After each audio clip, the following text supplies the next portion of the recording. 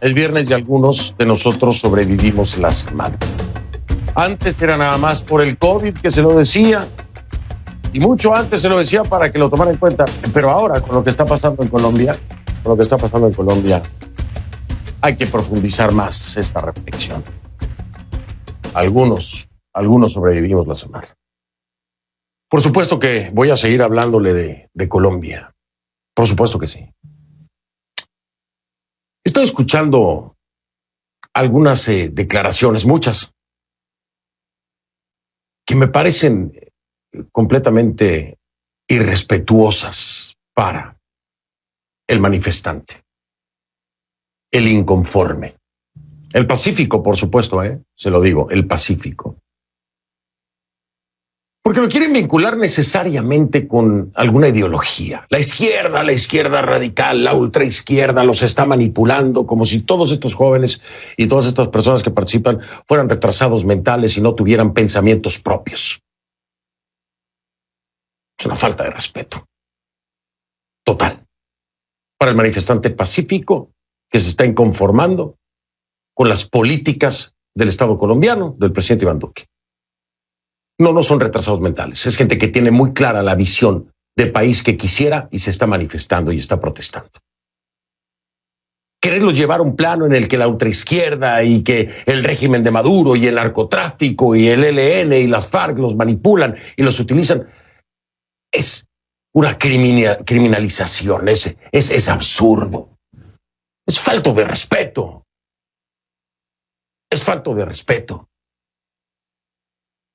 Y es tan absurdo que lo digan así, porque entonces, ¿qué pasa con los manifestantes alrededor del mundo apoyando las protestas? Por ejemplo, los colombianos en Nueva York, los colombianos en Europa, los colombianos en muchos lados que también se están manifestando. Ahí también está el ELN, ahí también están las FARC, ahí también está el régimen de Maduro. No, señores. Hay reclamos válidos. Hay inconformidad válida. No están pidiendo la renuncia del presidente Duque. Están pidiendo que le resuelvan. Hay muchos puntos, un centenar de puntos pendientes desde 2019. Y desde antes, pues, ¿no? Pero con estas protestas que ya veíamos antes de la pandemia. Entonces, no. Los manifestantes pacíficos lo están haciendo porque tienen su propia visión, porque tienen una cabeza con la cual pensar. El tratar de deshacerse de ellos, criminalizándolos o minimizándolos y vinculándolos a estos movimientos, no es válido. Y tiene un sustento de que no es cierto en esto que pasa en el exterior, en Miami, en Nueva York, en países de Europa, donde han salido también a protestar y a manifestarse y a apoyar a los colombianos que se están manifestando pacíficamente en Colombia. No sean atrevidos, no sean absurdos, no sean hipócritas, no sean falsos. No se vale. Eso es antidemocrático. Parte de la democracia es reconocer a aquel que disiente, que piensa diferente, que no está de acuerdo, y escucharlo con respeto y con atención, señores. Los vándalos, los delincuentes que están destruyendo el país, son vándalos y delincuentes que están destruyendo el país. No son manifestantes con ideas claras y con intereses de un mejor país, no. Vamos separando las cosas. Porque hay algunos empeñados en la política colombiana en tratar de mezclarlos y embarrarlos y meterlos en un mismo paquete. No. Ni desde la perspectiva política, ni desde la perspectiva social, ni desde la perspectiva periodística, tampoco, Tampoco. Delincuentes, vándalos son delincuentes, vándalos. Manifestantes pacíficos con una idea y una visión de país son otros. Ya esos hay que tomar en cuenta. Y a los otros, si ya el fiscal general los tiene tan ubicados y lo tiene tan claro, vayan, apréndanlos, métanlos presos. Pero porque no se está de acuerdo con un gobierno, no me importa si es de derecha o si es de izquierda. Si no se está de acuerdo con un gobierno, el manifestarse necesariamente tiene que vincularse a la contraparte. Porque este es el discurso que tratan de establecer muchos. Todos esos jóvenes, todos esos manifestantes están siendo manipulados por la ultraizquierda. Y si fuera la izquierda, entonces el discurso sería: todos esos jóvenes, todos esos manifestantes están siendo manipulados por la ultraderecha. Ya paren ese juego. Sean responsables. La gente está molesta porque está molesta. No es por la izquierda ni por la derecha, es por el centro que no encuentran en sus vidas. ¿Por qué? Porque hay pobreza, porque hay desempleo, porque hay inseguridad, porque intentaron meterles una reforma tributaria que impactaba a la clase media. Eso es lo que están viendo y buscando cambiar. No desconozco la violencia que hay en el país, ni la justifico, la repudio, se lo dejo claro, es deleznable. Y es responsabilidad del Estado colombiano que, de acuerdo a declaraciones del fiscal, ha identificado grupos infiltrados del narcotráfico, del Ejército de Liberación Nacional, de las FARC y tal vez del propio régimen de Maduro. Es responsabilidad de ellos aprender a estos delincuentes. Pero también es responsabilidad del Estado colombiano reconocer al manifestante legítimo que no utiliza la violencia ni el vandalismo para quejarse de lo que quiere y tiene que quejarse. Dejar de llevarlos al plano político y entenderlos como sociedad. Ese es el primer paso. Y si ese paso no se da, no se va a caminar por ningún lado, por más reuniones que haya, por más diálogo que haya. Se tiene que reconocer la auténtica protesta y los auténticos reclamos de esos que están completamente alejados de delincuentes y vándalos que tratan de cometer crímenes atroces, como quemar vivos a policías. No se puede meter a todos en el mismo paquete. Iniciamos.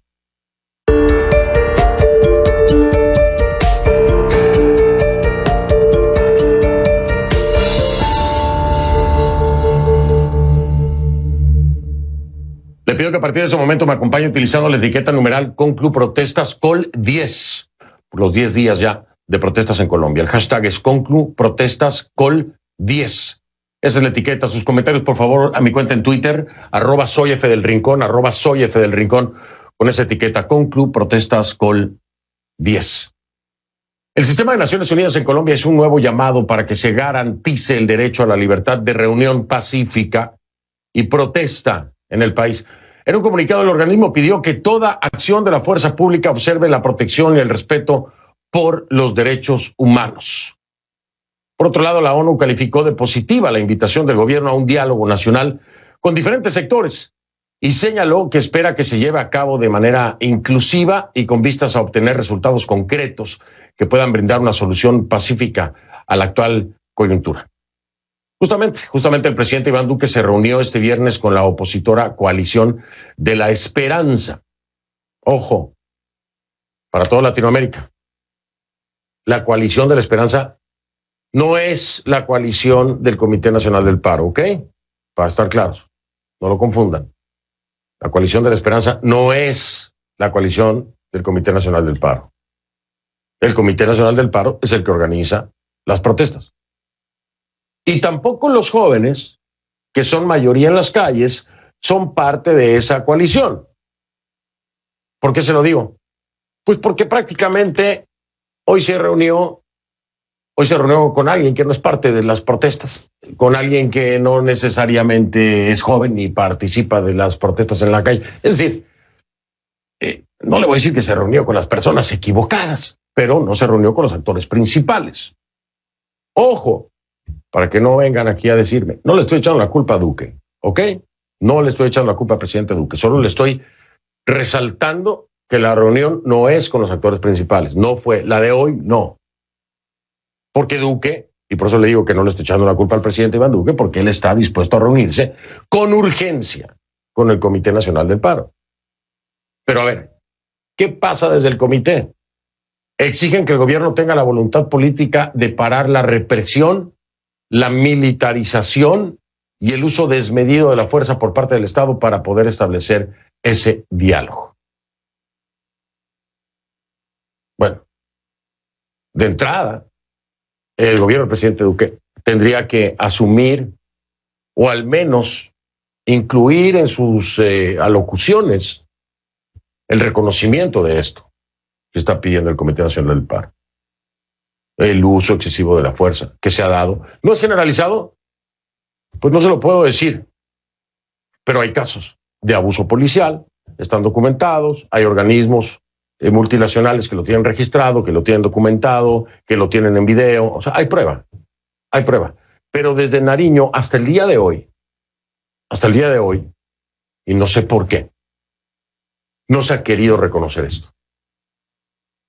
Esto no es desacreditar a militares, policías y ponerlos a todos también a ellos como unos malditos, no, porque no todos lo son, no todos lo son, como tampoco todos los manifestantes son violentos. Pero primero se tiene que asumir y se tiene que reconocer que esto ocurre y que existe. Se espera que esa reunión se dé el próximo lunes. Sí, pero antes se filtró un audio. Gracias al que conocimos que no solo es el gobierno el que cree que las protestas debieron parar cuando cayó la reforma tributaria. Vamos a hablar de esto y otras cosas, por supuesto, con Fernando Ramos, que está en vivo desde Bogotá. Este viernes nos cuenta también de qué se trata esto que le digo del audio y le doy la bienvenida a Fer. Vamos rápido, mi tocayo, porque es tarde, el toque de queda y no quiero exponerte mucho, pero agradecerte siempre tu cobertura y tu trabajo. Gracias, tocayo. Hola, ¿qué tal, Fernando? Así es. Pues me parece muy importante lo que tú has hecho y es diferenciar unas cosas de otra. Hay que decir que son miles, cientos de miles, los manifestantes pacíficos que van a las calles y que continúan en ellas y que siguen protestando contra las políticas económicas del gobierno. Pero también hay que decir que hay otro sector, que son los delincuentes, los vándalos, que han estado justo en las noches, al final de estas manifestaciones, saqueando comercios, supermercados y también atentando contra la propiedad privada, contra bancos, contra hoteles y además de eso, bloqueando cantidad de vías en el país. Hoy el país está viviendo una situación compleja y es que hay ya desabastecimiento, porque no pueden pasar los camiones con alimentos, con medicinas, con oxígeno, especialmente hacia clínicas y hospitales, Fernando, donde hay pacientes en estado crítico por COVID-19, que no están pudiendo tener la atención debida porque no están llegando estos tanques de oxígeno que es vital para su recuperación, para su vida. Es un asunto de vida o muerte. Ahora, el gobierno está buscando canales de diálogo, está buscando una mesa de negociación directamente con quienes están al frente de estas manifestaciones, de estas protestas, el Comité Nacional de Paro. Pero ese Comité Nacional de Paro, que en principio buscaba la caída de la reforma tributaria, que ya se logró, y también la salida del ministro de Hacienda, Alberto Carrasquilla, que ya se logró, pues ahora tiene también ante sí muchos reclamos adicionales de estos jóvenes que están en las calles, que están diciendo, ojo, aquí han matado personas, aquí hay muchos heridos, aquí hay desaparecidos, hay detenidos, y alguien tiene que responder por esto. Hay que respetar los derechos humanos, y eso es ahora como el núcleo principal de las protestas en las calles. Eso es lo que está ahora en el punto principal de lo que está ocurriendo. Así que el presidente Duque está diciendo, es urgente que negociemos, es urgente que nos sentemos, pero hay una parte también que está diciendo en qué condiciones. Veamos qué ha dicho hoy el presidente Iván Duque y qué han dicho también los que están en el comité de paro. Nosotros ya enviamos la invitación y claro, estamos acá abiertos a empezar ese espacio para escuchar. Pero también algo muy importante, mañana vamos a tener un espacio con los jóvenes. Hoy tuvimos un espacio muy interesante con la Coalición de la Esperanza. Después también con esta coalición por la transformación de Colombia. Después tuvimos un encuentro también con dirigentes de los medios de comunicación. Ayer tuvimos un encuentro con la Acción Comunal de Colombia, que es, yo diría, el epicentro del liderazgo social. Más de 67.000 juntas de acción comunal, más de 7 millones de personas. Entonces yo creo que estos espacios son para que aprovechemos esta situación, esta difícil situación, y nos escuchemos los que protestan, los que no protestan, los que paran, los que no paran, la sociedad como un todo, y que entendamos que este es un momento que lo tenemos que aprovechar es para salir unidos y fortalecidos como sociedad. Como siempre sucede en las negociaciones, para el inicio de las mismas se debe de precisar el día, el sitio y la hora. Mientras se define el comienzo de las negociaciones y se desarrollan las negociaciones, continuaremos en el paro nacional. Lo cierto, Fernando, es que ese es un momento de sensatez entre las partes, de sensatez entre quienes tienen que solucionar este tema, que es algo de fondo, que viene desde el año 2019 y que se ha venido acumulando, se congeló por la pandemia y ahora nuevamente con la reforma tributaria, pues explotó nuevamente en las calles. Uno de los opositores del gobierno del presidente Iván Duque, el precandidato presidencial Gustavo Petro, incluso ha dicho que el paro debió levantarse justo después de que el presidente retiró esta reforma. Es un audio que fue filtrado, la campaña de Petro, los equipos de comunicación de Gustavo Petro dicen que fue filtrado de mala fe, que solamente se dio una parte, pero lo cierto que lo que se escucha ahí es que Petro está pidiendo que a los organizadores del paro que hay que empezar a buscar soluciones. Escuchemos este audio, que te repito fue filtrado y que dice el equipo de Petro que se hizo solamente en un fragmento y no se dio todo el contexto. Escuchemos. Y una enorme movilización social muy intensa alrededor de tumbar la reforma tributaria. Creo que en el momento en que el gobierno decidió retirarla, debió declararse el triunfo popular y frenar ahí. Si lo quieren en otros términos, acumular fuerzas para lo que seguía. Hay una distancia entre el comité de paro y la gente que está en la calle. Digamos, no se conoce. La gente que está en la calle hoy es la juventud popular, la juventud barrial. Y esa juventud barrial, digamos que sale con la lucha contra la reforma tributaria, quiere seguir luchando, pero en este momento ya no hay unos objetivos claros. Si uno indaga un poco en qué siente la gente, además de indignación por todos los hechos de violencia, la gente que está allí en las calles quisiera hablar de educación, de empleo.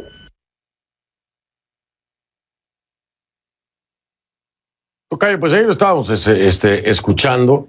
A mí me llama mucho la atención porque dicen que es sin contexto, ¿no? Que es un audio que se filtra de mala fe, como decías tú. Conocer el contexto y no solo un audio de 1 minuto. Pero, Tocayo, pues dura más de 1 minuto y como que el contexto queda claro, ¿no? Bueno, al menos a mí me queda claro cuando oigo hablar a Petro de todo esto. ¿A ti te queda claro el contexto que acabamos de escuchar o cómo lo ves? Tocayo, lo que pasa es que hay que tener en cuenta algo también. Estamos a 1 año de elecciones presidenciales. Aquí hay mucho en juego. O sea, hay muchos intereses de lado y lado. Porque lo que se juega aquí, sin más dudas que te lo digo, es quién va a ser el próximo presidente de Colombia dependiendo de cómo se resuelva toda esta situación. Ni más ni menos. Y este audio de Petro, al parecer, ocurrió justo después de que el presidente Duque decidió el pasado domingo retirar, bajo la presión ciudadana, la reforma tributaria, y él estaba hablando con algunos integrantes de este movimiento nacional de paro, que también está dividido entre quienes quieren hablar con Duque y quienes dicen que no, que hay que poner condiciones como el retiro de los militares de las calles y también del escuadrón móvil antidisturbios SMAT. Así que bueno, esto hay que interpretarlo, hay que verlo en todo este contexto. Por eso es tan grave la situación, porque hay demasiados elementos, demasiados intereses, demasiadas peticiones y el gobierno que no está dando soluciones oportunas, está actuando demasiado tarde, retirando la reforma tarde, convocando el diálogo tarde y reaccionando tarde a todo lo que está pasando, entre ellos reconocer todo lo que está pasando en materia de derechos humanos, Fernando.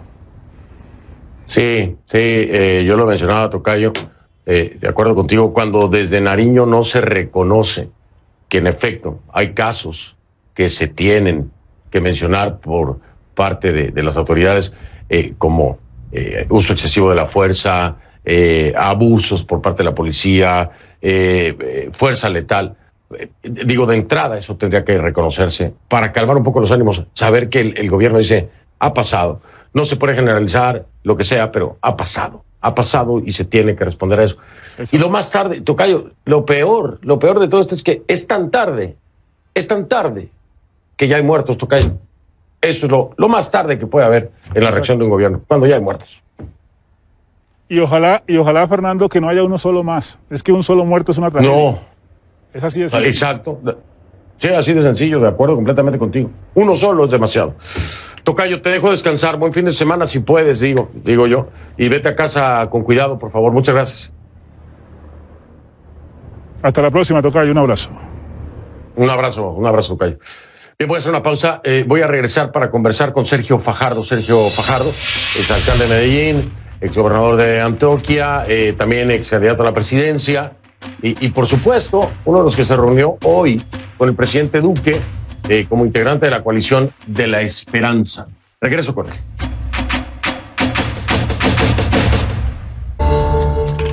Estoy de vuelta. Le voy a dar la bienvenida a mi invitado, es Sergio Fajardo, exalcalde de Medellín, exgobernador de Antioquia y además, también ex candidato presidencial. Me acompaña esta noche, integrante de la coalición de la esperanza que se reunió hoy con el presidente. Sergio, ¿cómo está? Buenas noches, bienvenido. Buenas noches, Fernando. Pues con la preocupación natural de todo lo que está pasando en nuestro país y contento de estar hablando con ustedes. Gracias desde esa elección que no había tenido la oportunidad, creo que de hablar con usted de nueva cuenta, tal vez una vez más, no me acuerdo, pero me da gusto que esté aquí conmigo. De entrada, ¿qué habló con Iván Duque? ¿Qué habló con Iván Duque hoy y qué hablaron en esta reunión? Fernando, yo fui como parte del grupo al que pertenezco, que llamamos la Coalición de la Esperanza. Nosotros somos parte de la oposición y tomamos una decisión muy meditada, discutida, acerca de la necesidad de avanzar en el diálogo en Colombia. Darle la oportunidad a conversar, a escuchar, a discutir, y fuimos a plantearle al presidente las inquietudes que nosotros tenemos sin pretender representar a nadie, y le dijimos varias cosas. Puedo decir alguna, por ejemplo, algo que ustedes han venido comentando en la primera parte del programa, y es pedirle que avance en una negociación con el Comité Nacional de Paro. Es muy importante señalarlo y repetirlo, porque ese comité tiene un poder de convocatoria y es necesario que se superen las dificultades, y esto vale la pena señalarlo, y me detengo un segundo para poner contexto. Ustedes ahora han estado hablando de la palabra contexto, porque este malestar en Colombia viene desde hace una buena cantidad de tiempo. En noviembre del año 2019 hubo una manifestación muy potente de la sociedad colombiana en un amplio espectro social que mostró su inconformidad con el gobierno del presidente Duque, que mostró el malestar profundo. En Colombia hay un malestar, hay una indignación asociada con los temas de la desigualdad, que tiene unas raíces también profundas en nuestro país, con el malestar con la corrupción, que es una forma de atentar contra el valor de la ciudadanía. Y ese proceso dio lugar al que el gobierno nacional llamó un diálogo nacional, pero fue un diálogo que no fue conducente, que no llevó a nada, que dejó mucha insatisfacción. Pero cuando estábamos en el trámite de esa inconformidad, vino la pandemia que pospuso pues las manifestaciones sociales y ese malestar de la expresión física en las calles y en el terreno. Pero la pandemia, pues lo que hizo fue ahondar ese malestar, hacer visibles, tangibles las desigualdades en Colombia, una cantidad de injusticias que tiene nuestra sociedad. Y después, y precisamente hemos visto estas manifestaciones surgidas del trámite de una reforma tributaria que fue un fiasco de parte del gobierno nacional, equivocada en sus formas en el momento de convocarla y desató ese malestar que venía represado, esa indignación que estaba represada, ahora en una proporción mayor. Nosotros fuimos entonces a decirle, a hablarle sobre lo que nosotros veíamos. Ustedes ya han hablado de manera abundante acerca de la forma como ha habido abuso de la fuerza pública, la violación de derechos humanos, actos vandálicos, también agresiones a la fuerza pública, un aspecto de violencia que ha hecho mucho daño, que tiene y lleva miedo a muchas partes de nuestra sociedad, miedo y rabia en muchos sentidos. Fuimos a explicarle eso, a decirle lo que nosotros pensábamos, por ejemplo, insistirle en que es necesario que retire una reforma de la salud que se está tramitando, que también es inoportuna, que no tiene sentido en el momento que nosotros estamos viviendo. Y, por ejemplo, le voy a explicar algo que yo le sugerí directamente al señor presidente de la República, asociado con lo siguiente. El primer paso para dialogar es escuchar. Hay que escuchar para poder dialogar, y ese diálogo tiene que convertirse en una negociación. Pero ¿a quién se escucha? Sergio, perdón, déjeme interrumpirlo ahí. Me voy a... No es que lo vaya a corregir, pero en este caso particular, y quiero saber su opinión, yo creo que antes de escuchar hay que asumir y reconocer. El gobierno del presidente Iván Duque y las voces del Centro Democrático, lo que menos han hecho el día de hoy, lo que menos han hecho en 10 días, es reconocer que sí hay violaciones a los derechos humanos, que sí hay abuso policial, que sí se ha utilizado fuerza letal contra manifestantes. Oigo comentarios tan estúpidos como comparar el intento de toma del Capitolio aquí en los Estados Unidos con el presidente Trump. Pero yo les quiero recordar que no hubo más de una docena de muertos y que fue la Guardia Nacional y no fueron los militares. Comparaciones tan estúpidas como esas. Pero Sergio, si esto no se reconoce, si ni siquiera se habla desde Nariño, la gente está enardecida, y se lo voy a decir claro, sea delincuentes, vándalos o no, hay muertos. Y cuando el Estado no tiene el espacio de reconocer que esto existe y que hay corresponsabilidad, no se puede hablar con nadie. Y nadie va a querer hablar con el Estado, Sergio. Ese es el primer paso antes de querer escuchar. Hay que reconocer. Hay que reconocer y resolver. Y esto no lo está haciendo el gobierno del presidente Duque. ¿Estoy equivocado?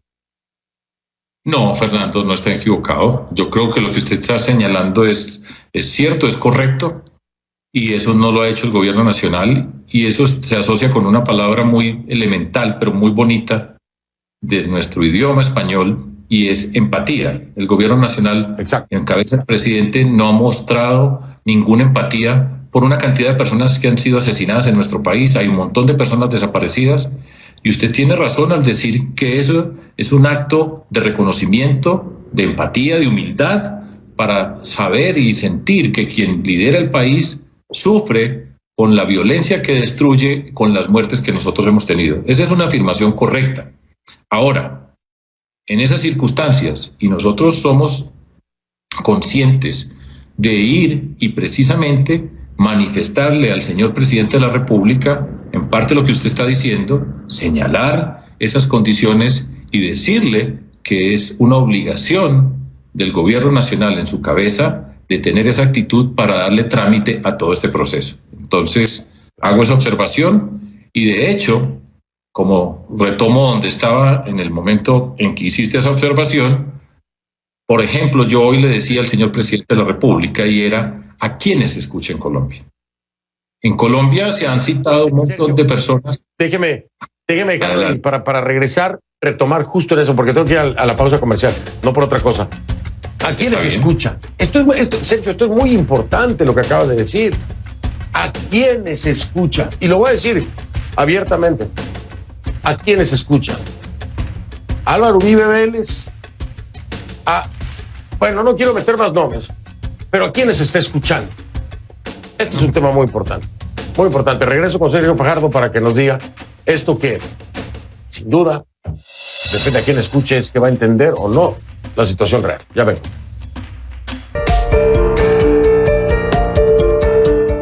Estoy de regreso con Sergio Fajardo, lo interrumpí para ir al corte comercial, decía algo muy importante. ¿A quién escucha Iván Duque? ¿A quién está escuchando Iván Duque? Y esto es una gran diferencia, ¿a quién escuchamos? Sergio, adelante, por favor, continúa con la idea.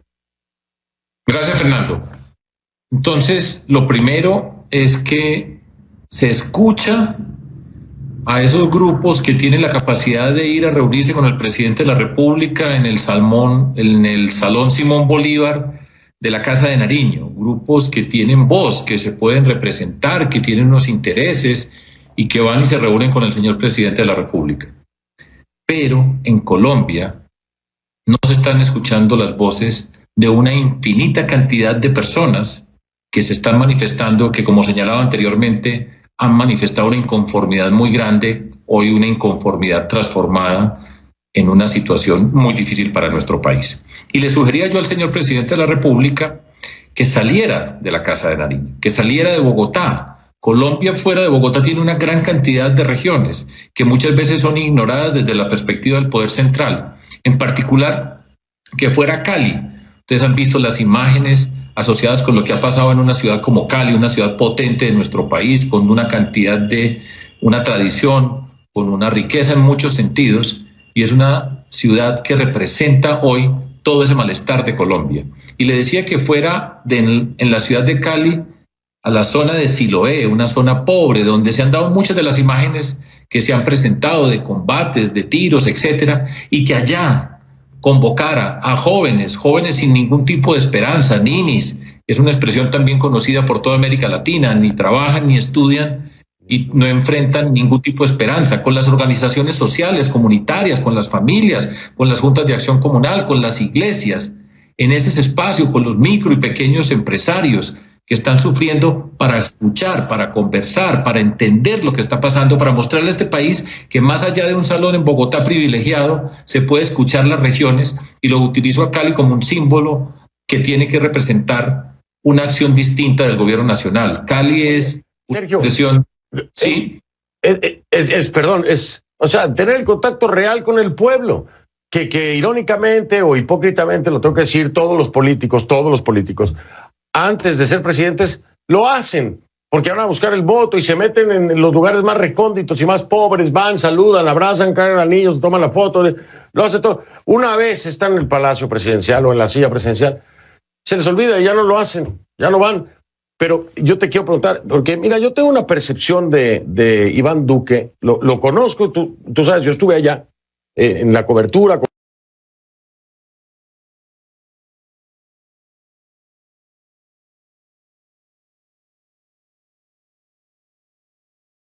ustedes, con todos los candidatos, etcétera, menos Petro, que nunca me quiso dar entrevista. Pero yo tengo una percepción de Iván Duque que no me cuadra con lo que veo. Y me pregunto todos los días si es un tema de mal asesoramiento, Sergio. No estoy seguro. Creo que las propuestas, las charlas que he tenido con el presidente Duque no me cuadran con lo que veo a veces. Y digo, ¿quién le habla a Duque?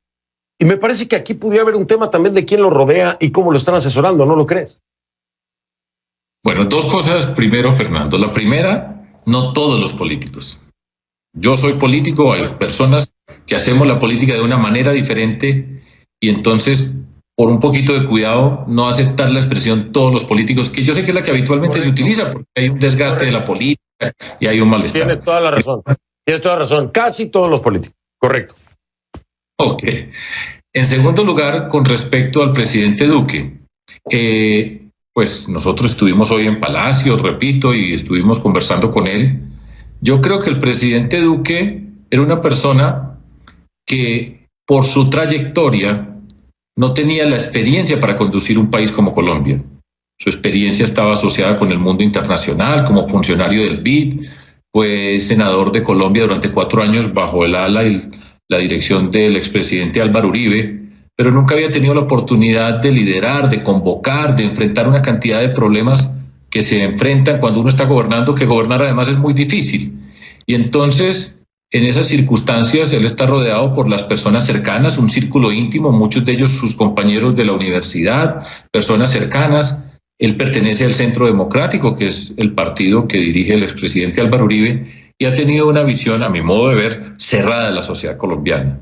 Y le ha tocado enfrentar las circunstancias más difíciles de nuestro país. No estaba preparado para gobernar, nunca ha tenido un norte claro en la conducción de nuestra sociedad como presidente.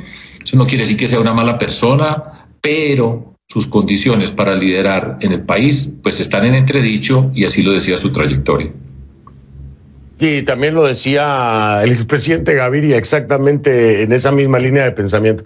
Sergio, me tengo que ir, se me ha ido el tiempo y me tengo que despedir. Te pregunto porque si no me van a linchar en Colombia.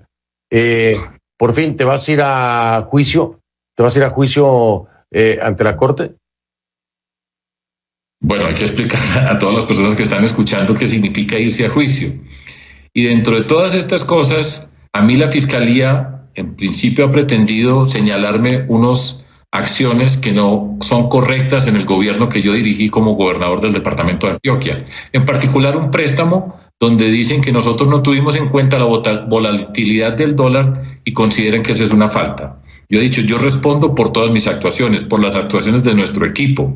Y le he dicho a la Fiscalía y me he hecho el propósito de no dejarme llenar la mente de la amargura que se da alrededor de este tipo de circunstancias en un país que ha perdido la confianza en las instituciones, donde recibo todos los días una cantidad de comentarios que me señalan qué es lo que hay detrás de lo que está pasando.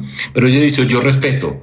Y así he respondido siempre y así voy a responder siempre. Le dije, vamos a la Corte y yo voy a demostrar que nosotros no hicimos nada incorrecto, que yo no he cometido ningún delito y que nos hemos comportado como nos hemos comprometido en la vida pública de este país, con transparencia, luchando contra la corrupción y liderando transformaciones. Entonces allá iré, respetando la institucionalidad, pasando por las dificultades que significa todo esto, pero con la convicción de que vamos para adelante y representamos una alternativa muy diferente para la sociedad colombiana. Ahí está la respuesta de Sergio Fajardo, exalcalde de Medellín, exgobernador de Antioquia y también ex candidato a la presidencia. Sergio, un gusto saludarte y gracias por tu respuesta en todos sentidos. Eres muy amable. Que pases el mejor fin de semana. Muchas gracias, Fernando. Igual para todas las personas que nos están viendo y escuchando en CNN. Gracias, muy amable. Hago una pausa, regreso.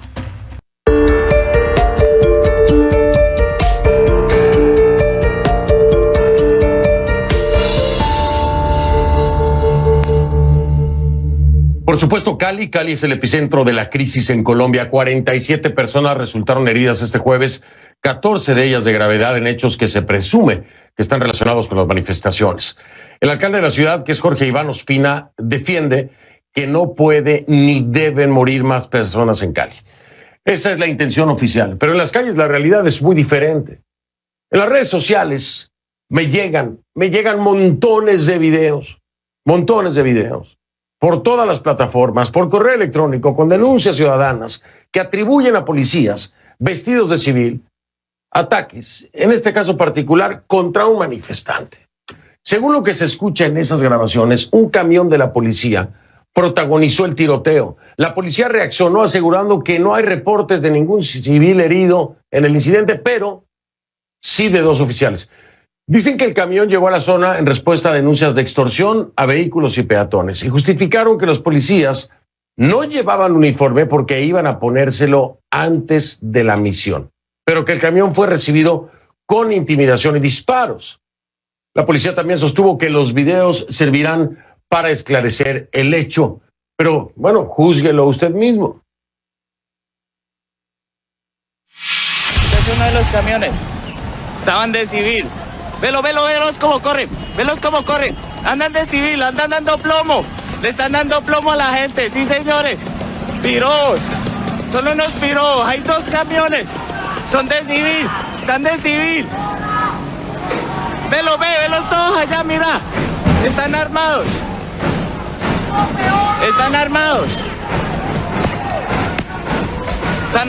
jueves 6 de mayo. Jueves 6 de mayo, 2:45, están armados y están de civil, le están dando duro a la gente. Este es el gobierno, mírale la placa.